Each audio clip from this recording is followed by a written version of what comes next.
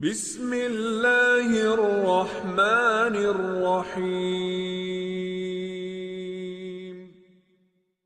Para pemirsa yang dirahmati Allah, pada perjumpaan kita kali ini kami akan menyajikan kajian dari Kiai Haji Mukhlason Rosyid. Marilah kita simak bersama-sama. Assalamualaikum warahmatullahi wabarakatuh. Waalaikumsalam warahmatullahi wabarakatuh. Terkait kalian nopo ingkang panjenengan matur datang YouTube bahwa menghilangkan keakuan itu ada sebuah cerita Nabi Musa dengan kaum, dan di situ ada sapi. Nah, yang saya tanyakan Gus, pangapunten, apa hubungan antara sapi dengan kisah Nabi Musa? Itu yang pertama. Terus yang kedua, apakah pada waktu itu sapi sebagai kinayah? Demikian. Oh iya, saya hampir lupa Gus, bahwa ketika saya sholat itu muncul inna akramakum indallahi akrakum. Mohon dipun wedar Gus, pangapunten, matur nuwun. Assalamualaikum warahmatullahi wabarakatuh. Waalaikumsalam warahmatullahi wabarakatuh. Apa hubungannya antara Nabi Musa dengan sapi? Pun iki kisah Pak ya, tak ceritakno kisah itu dulu. Ketika saat Nabiullah Musa diaturi Allah suruh untuk berguru terhadap Nabi Khidir, Nabi Musa gak lulus. Sebab apa beliau gak lulus? Jawabannya sederhana, Nabi Musa kakean cocot. Sebab apa Nabi Musa kakean cocot? Karena Nabi Musa bersikukuh membawa teori syariat, sehingga setiap tiga persoalan tiga ilmu yang beliau sampaikan Nabi Khidir terhadap Nabi Musa, dia bantah. Membunuh anak kecil, merusak kapal, membangun pagar. Dia oleh karena memegang kuat hukum syariah, maka mesti protes. Tidak jauh berbeda dengan apa yang kusampaikan. Tatkala Anda sudah masuk di dalam pondok Miftahul Ulum Jaya Baru, kok ketepatan Anda itu adalah orang alim, terus masih ngunggul no kealimane, nggak masuk. Anda nggak akan bisa menerima ajaran dinut tauhid ini. Bisa kau dengarkan tapi protes dalam hatimu, gak cocok, udah bisa. Habis itu Allah perintahkan Musa untuk berkholwat atau beruzlah di Gunung Turi Sina selama 40 hari. Itu adalah proses pemaksaan Allah terhadap Nabi Musa untuk menjalankan khalwat dalam rangka menerima wahyu syariate, menerima kitab Taurat.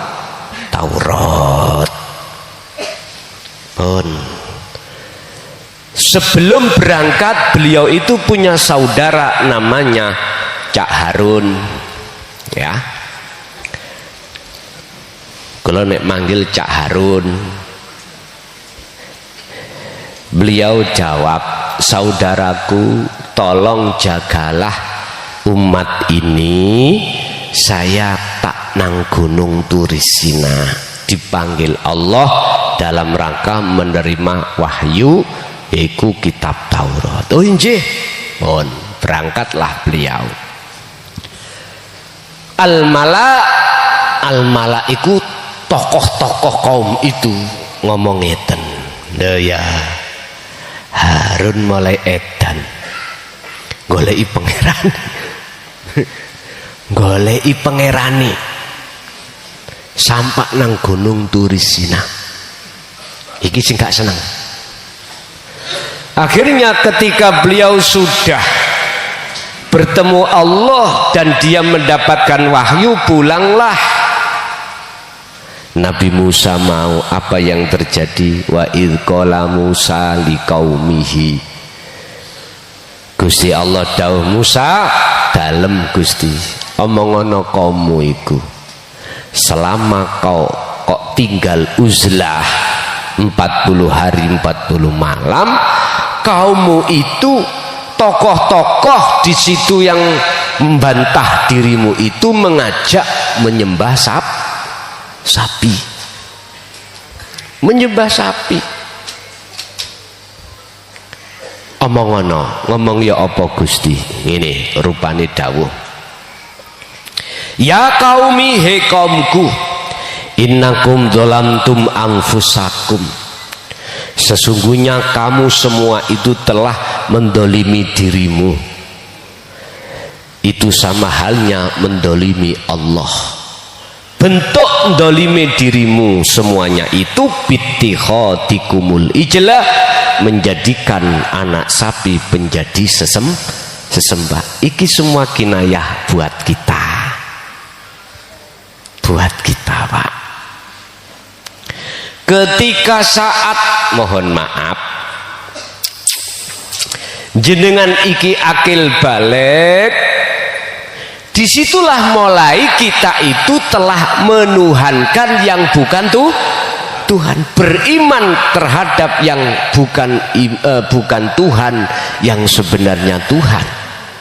Wa zuyyina linnasi hubbus syahawah, rupa syahwat, ngelumpuk syahwat iki wadah. Di dalam syahwat ini, kesenangan hawa nafsu, isinya adalah minan nisa. Buat kita seorang laki-laki pasti suka wanita, suka. Begitu juga sebaliknya. Makanya ketika akil balik, arek iku wis ngerti arek wedok ayu, sing wedok ngerti arek lanang gandeng. Waduh wis dempet-dempetan, nyedek. Wis habis itu nikah, punya anak. Jadi isinya syahwat itu kedua anak. Setelah punya anak bingung golek daharan, konatiril mungkontoroh, kebutuhan sandang pangan papan. Lu inilah kinayah al-ijlah, anak sapi.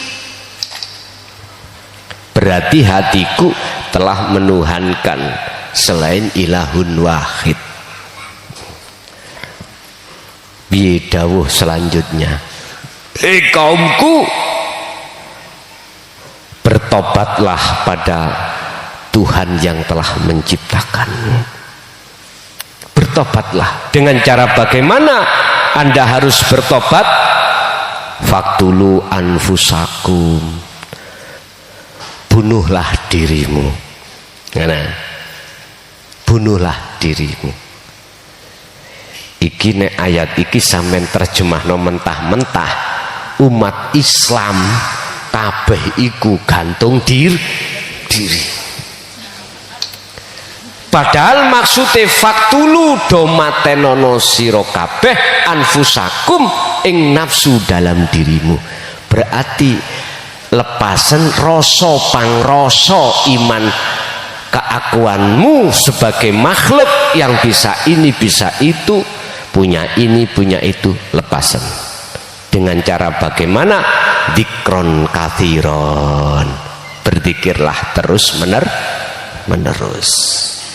Wis dadi hubungane antara Musa ambek pedet gitu, yo antara ruh sampean iku dengan nggih nyun sewu, antarane hubbud dunya syahwat iki mau lho Pak,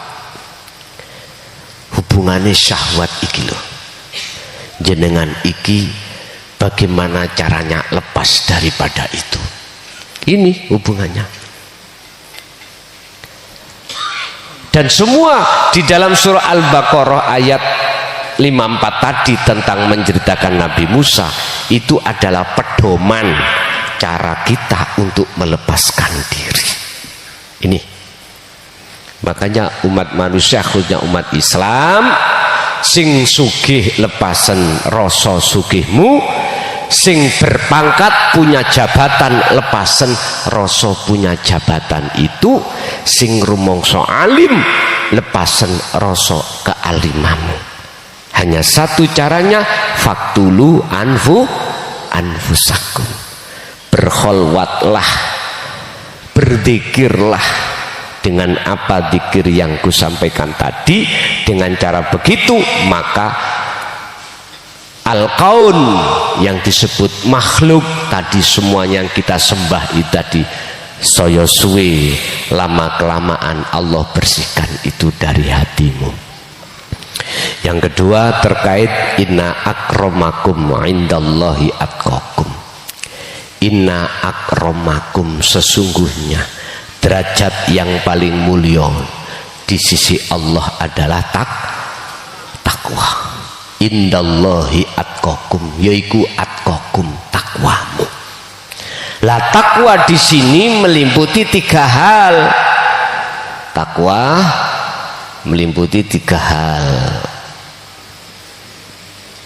Takwa 3 hal apa? Ilmu, amal, istiqomah.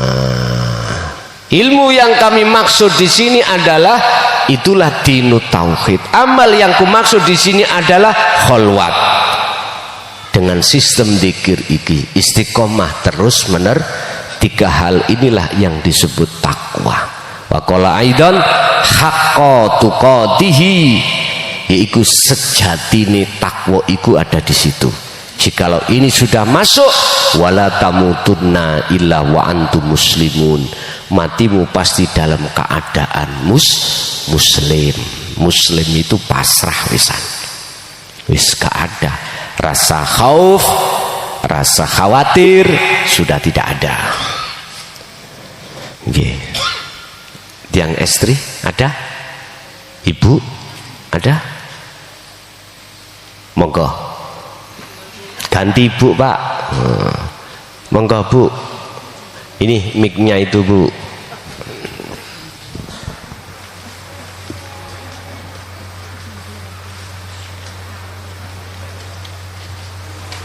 Bismillahirrahmanirrahim. Assalamualaikum warahmatullahi wabarakatuh.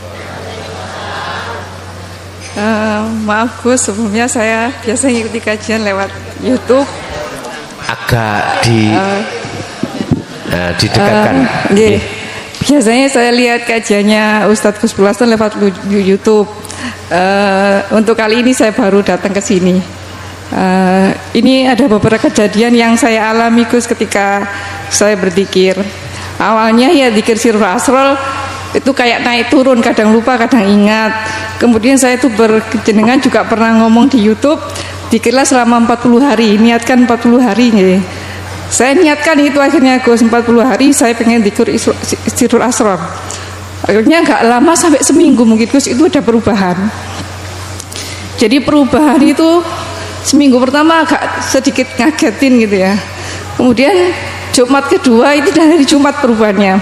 Kemudian Jumat kedua lagi itu perubahannya tambah drastis Gus. Jadi tubuh saya ini jasadnya kayak mau keluar dari tubuh. Kemudian suami saya lihat saya itu kayak mau mati. Jadi kaki saya itu dingin, naik, kepala saya panas. Kemudian saya ditanya suami, kau mikir apa? Mikir apa? Allah, Allah, Allah gitu aja Gus. Tapi suami takut saya kehilangan saya mungkin. Saya itu udah ikhlas. Kalaupun aku mati aku ikhlas gitu ya. Saya kan ketika saya zikir itu lihat sesuatu macam-macam Gus. Nggak tahu apa yang kuda berupa wajah saya atau macam-macam. Tapi ketika itu saya hanya bilang Ilahi anta maksudi waridhoka matlubi. Tujuanku hanya engkau ya Allah dan aku ingin mendapat ridhomu. Itu terus hilang, bayangan-bayangan itu hilang. Ketika saya zikir sambil duduk, saya nggak merasakan lihat-lihat sesuatu itu. Itu awalnya zikirnya sambil tidur. Kemudian ketika zikir sambil duduk, yang terjadi adalah tubuh saya terus mungkin mengembang seperti kayak mekar, keropok itu mekar. Kemudian dia itu tegang kayak mau keluar tapi nggak bisa. Itu apa harus saya lakukan? Saya itu takut, akhirnya mau zikir lagi. Takut. Awalnya takut, padahal saya sebenarnya pasrah sudah. Suami takut kehilangan saya kayaknya. Akhirnya ini saya beranikan tanya ke Gus Muflason. Tadi saya juga sudah WA mau sowan sebenarnya. Jadi banyak kejadian lagi sebenarnya Gus, tapi mungkin panjang ya. Jadi itu aja apa yang saya Surabaya Gus. Oh Surabaya. Tadi saya sudah WA Gus Muflason mau sowan, kita bisa. Itu pertama yang saya tanyakan apa yang harus saya lakukan. Kemudian yang kedua, kalaupun seandainya zikir itu misalnya seperti yang Gus Muflason katakan, habis wirid ada dapat warid ya. Nah itu saya nggak tahu waridnya kayak apa. Itu kalau kita sudah mencari makrifat, itu kita harus ngapain setelah itu? Tetap istiqomahnya yang seperti apa? Nggih. Matur nuwun Gus. Wassalamualaikum warahmatullahi wabarakatuh. Waalaikumsalam warahmatullahi wabarakatuh. Ketika saat si salik itu orangnya yang melakukan suluk untuk menuju wusul bertemu Allah, yang sudah dimodali dzikir sirul asror. Urusan persoalan di tengah jalan itu Allah mementokkan, memperlihatkan kejadian-kejadian yang di luar akal sehat manusia. Itu merupakan salah satu tanda bahwasanya ruhaniyah jenengan ini meripat hati jenengan dibuka Allah tentang kegaiban makhluk. Berhubung awal sudah dimodali fakotistam sakabil urwatil wusqa, tali terhadap Allah yaitu dzikir sirul asrar, maka si salik gak perlu ada rasa wedi atau takut apapun bentuknya. Si salik tidak akan muncul rasa takut manakala dzikir sirul asrar itu berfungsi. Pertama, sirul asrar kan syu'aul basiroh, keterangannya jenengan iki sadar yang memperjalankan jenengan hanya Allah. Umpama bertemu terhadap apapun, semua itu yang sebagai subjek atau isim fa'il di dalam makhluk-makhluk apapun itu ya cuman Allah. Ini nggak akan pernah takut.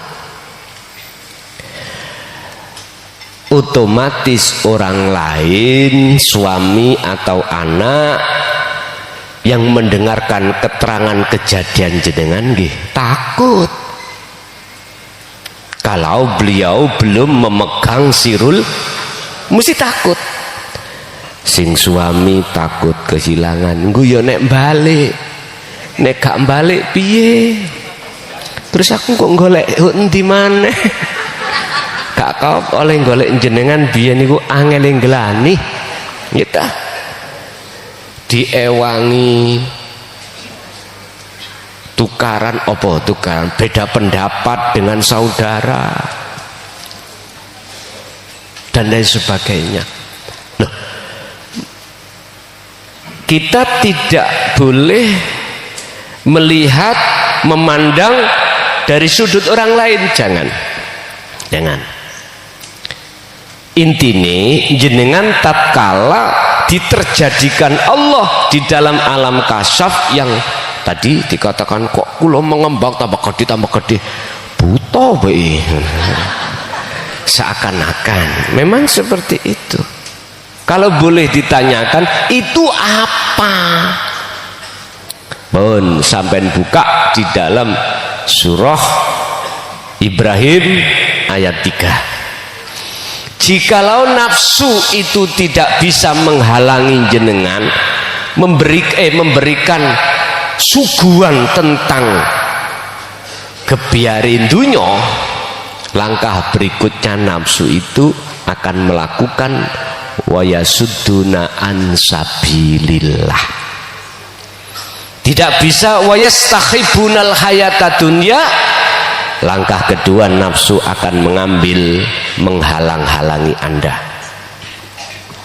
Bagaimana si roh si salik ini takut ya, akhirnya mikir-mikir, iya anakku si cilik, utangku si ukeh, wis macem-macem, jadi gak diteruske karena ada ketakutan.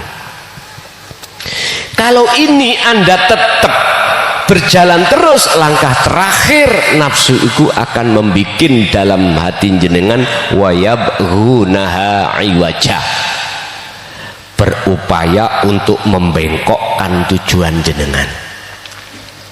Itu tadi karomah tadi, otomatis Anda akan tujuannya jadi orang sakti. Ya wis nang karomah ini tanda kalau kecebur. Kalau Anda tetap berpegang teguh dengan dzikir sirul asr, maka ketika su'aul basyirah mesti langkah kedua akan sampailah ke ainul basyirah, bahkan hakul basyirah, nanti bertemu Allah, masuk di dalam alam akhirat. Al-waridu yujadu, itu akan bisa kau temukan. Warid utawa alam utawa kemakrifatan itu hanya di alam akhirat. Bertemu Allah itu ada di alam akhirat. Artinya detik-detik dalam hati jenengan Bu dinyalakan cahaya makrifat itu. Lah support saya terhadap jenengan, apa yang langkah harus dilakukan, motivasi saya untuk jenengan Bu, apa yang harus jenengan lakukan. Pun mengki sampean buka ning omah surat Al-Ahzab ayat 41-42 niku mawon sampean buka. Di situ maksudnya terus di saat jenengan itu baik keadaan senggang maupun repot, hati tetap berzikir. Pun niku motivasi saya. Oke, berikutnya Ibu masih ada? Nggak ada? Kalau nggak ada tak lempar nang Pak E. Pak E nambah situ engkas.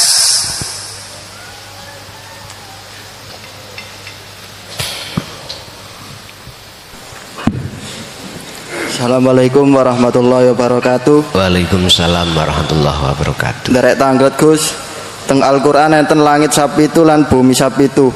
Mana hakikate niku ya napa? Oh, ngaten. Nomor kali terus panggenane teng jasad niku teng pundi mawon? Matur nuwun. Assalamualaikum warahmatullahi wabarakatuh. Waalaikumsalam warahmatullahi wabarakatuh. Saya tidak menjawab ini dari sisi syariat atau thariqah. Malah engko ndadekno mbundeli atimu. Ora paham. Sab langit pitu, sab langit bumi pitu. Kok boleh muncul aran, oh ono ini, ono ngene, ono ngene. Kapan sab langit pitu? Awak dhewe kapan? Bun ngeten. Mengapa disebut 7? Mengapa harus disebut 7? Karena hari itu jumlahnya 7. Mulai Ahad, Minggu, jebule wonten Sabtu, nanti muter ke, artinya gini, apa yang berkenaan dengan tata ilmu syariah ikulah jasa toh untuk mendidik hati sampai tentang jasmani. Contoh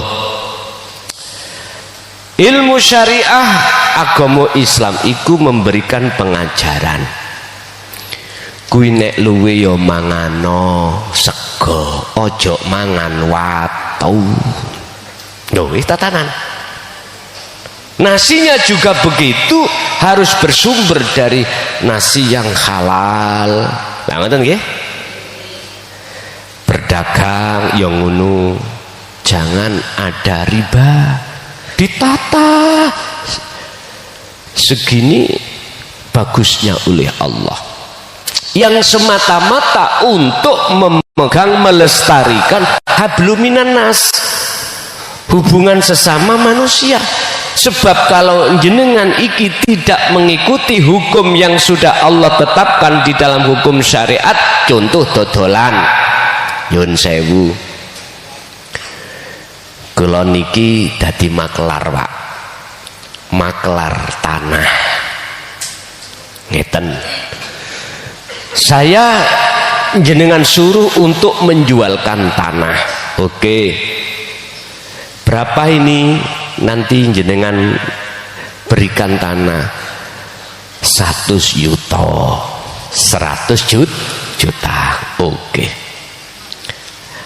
Lalu saya tawarkan pada orang lain, dianyanglah pada orang lain 125, berarti saya laba 25. Terus ngomong, asalis kita itu punya patokan dari pemilik tanah itu 100, berhubung hatiku pingin punya laba agak banyak, aku bilang sama pembeli, nyun sewu, kemarin satu hari dianyang orang 30 gak tak kasihkan, jenengan kok malah 25 estui lo gelem dek wingi tak kasihkan. Iki berarti khurafat, saya menceritakan yang dusta. Ini namanya riba, padahal enggak. Maksud saya supaya saya mendapat di atas 25. Akhirnya pembeli, ya wis tak tambahi 135. Loh wis, saya mendapatkan lagi 15 juta. Akhirnya ngomong ini, wis kanggo sampean, wis gak mau umpung kanggo wong lain gak wis. Ya wis, iki maksudnya supaya cepet-cepet diselesaikan. Tapi ngene lho, sampean tak kayak waktu, kalau 2 hari gak cash, iki tak kasihkan orang lain lho, mumpung awakmu tak anggap dulur. Wah, gayani lho, gayani. Padahal ruwi batok iku lho, nyun sewu. Akhirnya aku ngomong si punya tanah, bos dinyang mek 90 he, ati kepingin oleh maneh ya apa bos, jane ya wis 100 iku ae lho, tak rayu masa 2 hari iku kan arepe ngekes ya toh. Akhir-akhirnya ya wis 90 wis, engko metu piro bos? Nah, biasa lah ngoten nggih. Ya umumnya ya 5%. Lah ngoten nggih, biasa.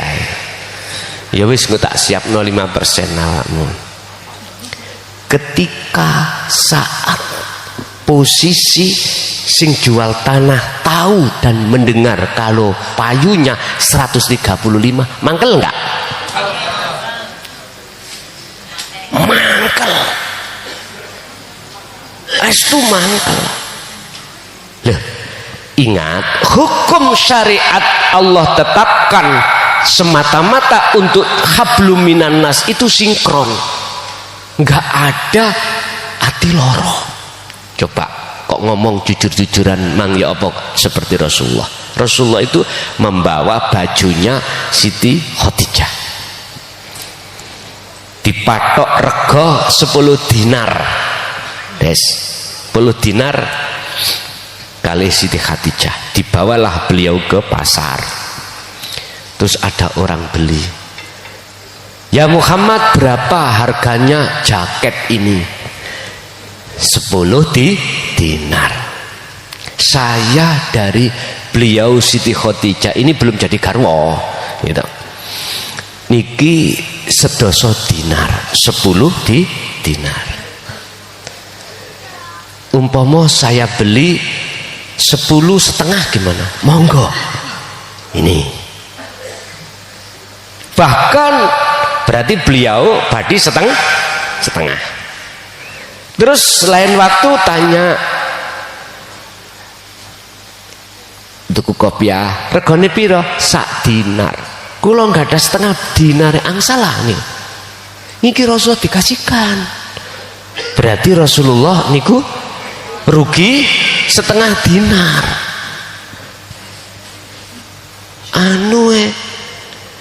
Bojo kula nyidam kopiah sampean. Ya nak. Terus pundi kula nggak ada mek setengah dinar. Lho Rasulullah niku mboten ngomong ngeten kulaane ae 1 dinar. Mboten kados sampean kali kula. Kadang-kadang malah kulaane ngomong 2 dinar. Lah ngoten lho. Iki enggak Rasulullah. Nggih monggo pun nek ngersakake. Lho ngene kok Allah ganti dengan yang lain. Suatu saat Siti Khadijah itu dengar terhadap si pembeli ini. Kemarin aku beli jaket yang di kaum Muhammad itu 10,5. Kerungu. Beliau nggak jawab. Siti Khadijah ini 10 dinar payus 10,5. Nggih diomong, kula sampeyan paringi sembarang monggo. Itu Rasulullah. Mboten langsung umpama kita saut setengah lah ulah mboten toh. Nah, beliau itu buruh nggawa nawakno regane baju tadi. Lah, ketika saat bertemu terhadap orang yang beli uangnya gak cukup, itu enggak ngomong setengah, dibeli setengah enggak. Jadi beliau tetap mengembalikan sesuai dengan harganya tadi 1 dinar. Itu Rasulullah. Terus kita bagaimana? Kebanyakan kita nggak seperti itu, banyak ribanya. Makanya halalallahul bai'ah kata Rasul wa harramar riba. Allah menghalalkan jual beli dan mengharamkan riba. Riba itu apa? Itu tapi bercerita yang dusta, yang punya maksud supaya lekas dibeli. Itu nggak boleh. Yes. Ini setiap hari Pak, jasmania kita menghadapi persoalan yang langsung tabrakan dengan hukum syariat itu setiap hari Pak, mulai Ahad sampai Sabtu. Itu mutar terus ruhaniyah. Itulah samawat. Kalau jasmaniyah adalah ard, bumi. Sekarang samawat. Allah sudah bersumpah di dalam surat Al-Asr, demi masa sesungguhnya banyak manusia dalam kerugian besar. Maksudnya apa? Waktu demi waktu, ngapunten kang kathah, mulai hari Ahad sampai Sabtu hatinya dipergunakan hanya untuk bersenang-senang, bertemu terhadap hubus syahwah. Sebelum dia itu masuk di jalur hakikat, pasti siapapun kita seperti itu, pasti. Makanya dikatakan innal insana sak temene akeh menungso iku lafi husrin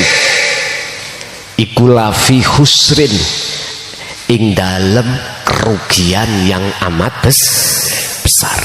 Jadi hari demi hari itu dipergunakan untuk berjalan di atas makhluk. Jadi tidak mau masuk bertemu Allah di alam akhirat, nggak mau. Ini kebanyakan manusia. Sekarang apa yang dimaksud sab langit bumi pitu secara hakikat itulah setiap hari demi hari kita gunakan untuk hati ini bermahabbah-mahabbahan terhadap selain ilahun wahidun. Dikarenakan apa? Dikarenakan kita itu menjadi budaknya hawa nafsu. Ada di situ. Yes. Pertanyaannya nomor 2, ada nggak tadi? Satu tak ya? Satu pun. Bapak Ibu, sebelum kami akhiri, sampai nggak usah tanya lewat WA kapan ojo kakean. Engkau tak lewat no statusku, sebab iki bersifatkan untuk kalangan sendiri, tidak untuk yang lain. Baca kapan di statusku itu, nanti akan saya kasih pengumuman kapan berkumpulnya bagi mereka yang ada waktu untuk berkumpul. Yang jauh nggak bisa datang itu bagaimana, sementara hatinya ada keinginan, nanti ada solusinya. Ada solusi yang jelas. Maksud dan tujuan ini adalah Anda supaya mendapatkan payung biar nggak kehujanan kalau hujan, tidak kepanasan kalau panas. Artinya menyongsong situasi kondisi. Aku gak nakut-nakutin ndak, lala apa sih nakut-nakuti, apa salahe sampai niku nanti tinggo payung walaupun gak udan panas isok payungan adem ya dah. Umpomo terjadi hujan gak hujan, itu loh maksud saya, tidak ada maksud yang lain. Satu. Nomor 2, jangan pernah kau mengikuti acara nanti manakala dalam dirimu, hatimu belum paham betul tentang dzikir sirul asrar. Yang kedua, pengamalannya bagaimana, jangan pernah ikut dahulu. Paham ya? Walaupun jenengan itu umurnya 30 antara sampai 50, jangan dulu, sungguh jangan dulu. Dan yang namanya api ini akan bahaya bagi anak kecil. Walaupun anak kecil itu suka mainan api, tapi dia tidak akan merasa kalau ini bahaya. Al-Fatihah.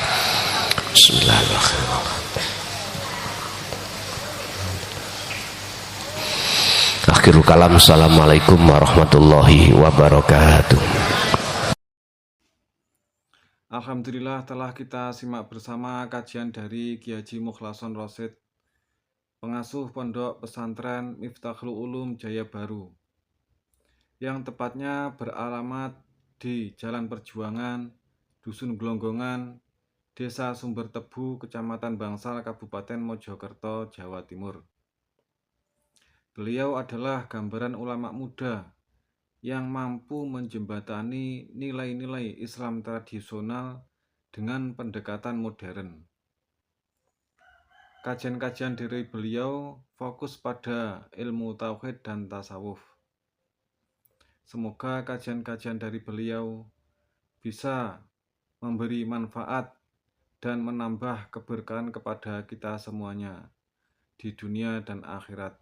Amin amin ya rabbal alamin. Akhirul kalam. Wassalamualaikum warahmatullahi wabarakatuh.